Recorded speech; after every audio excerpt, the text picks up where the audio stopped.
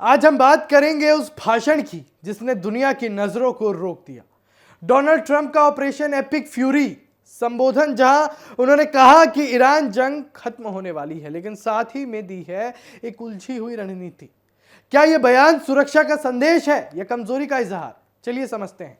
Trump ने कहा कि अमेरिका ने ऑपरेशन एपिक फ्यूरी में अब तक जबरदस्त प्रगति कर ली है।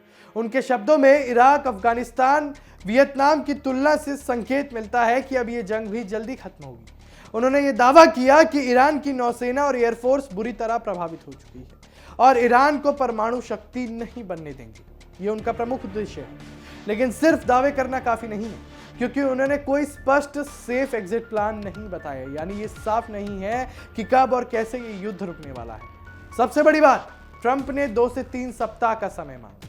उन्होंने कहा कि आने वाले हफ्तों में अमेरिका ईरान पर और जोरदार प्रहार करेगा और फिर शायद युद्ध को समाप्त कर देगा। ये रणनीति वास्तव में क्या है?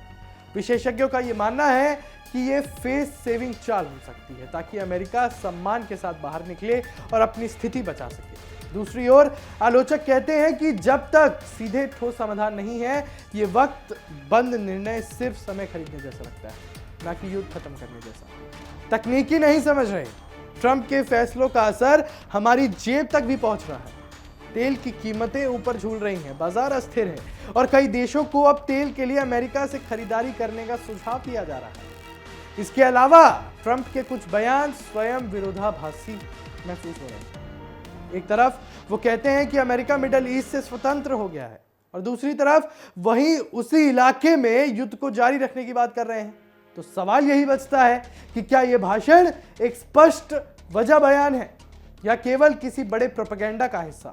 ट्रंप ने भारी शब्दों में तो कह दिया कि वो लक्ष्य को पूरा करने के करीब है, लेकिन उन्होंने सीमित समय और कल स्पष्ट रणनीति नहीं दी। इसका मतलब युद्ध आगे बढ़ सकता है, तेल की कीमतें बढ़ी रहेंगी और दुनिया में अनिश्चितता बनी रहेगी।